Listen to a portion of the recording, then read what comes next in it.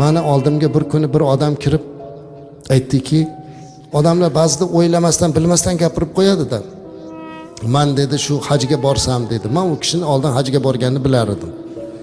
Men aytdimki, siz hajga borgansiz, hoj aka desam, ha to'g'ri, unda onam bilan birga boruvdim.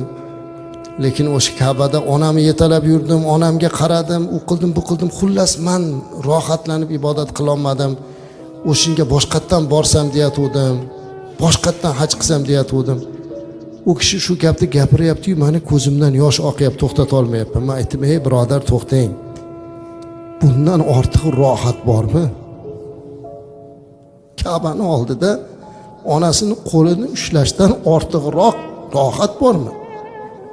Ka'bani oldida otasini qo'lini ushlab duosini olishlikdan ortiqroq rohat bormi? Mana shu rohatni topolmadim deyapsiz. Alloh sizga shu rohatni beribdi-ku, siz bo'lsa topolmayapman deyapsiz. Bunaqa qilmaslik kerak. Bu rohat hammaga ham nasib qilmaydi. Puli bo'lsa yana kelar, 10 marta kelar umraga, kelar hajga. Lekin yo'q, ona bilan otani qanday olib kelsin? Shuning uchun mabodo kelgan bo'lsa, qo'llardan o'ping, peshonasidan o'ping, qabolda duolarini oling. Topolmayapmiz, buni qila olmayapmiz azizlar. Qila olmayapmiz. Lekin kimdir olib kela olmagan bo'lsa, bizga o'xshab nasib qilmagan, biz yoshligimizda o'tib ketdilar, ko'ra olmadilar, hatto ilm o'qiganimizni ham, na otamiz, na onamiz.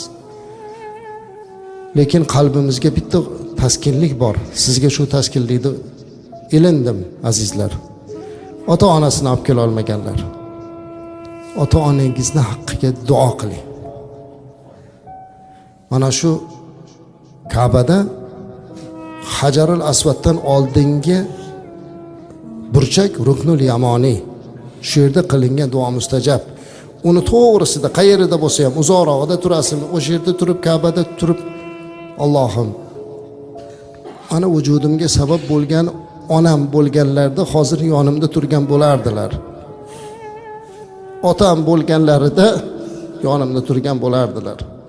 Allohim, mana bugungi qilgan ibodatlarimdan ularni bahramand qilgin deb duo qiling. Ularni ruhini shod qilasiz. Ka'bada o'tirib boshqa narsa bilan ovora bo'lgandan ko'ra mana shunday duolarni qiling. Ana bu sizni farzandlik burchingiz bo'lsin. Allohim hammalarimizni, o'tganlarimizni rahmat qilsin ilohim.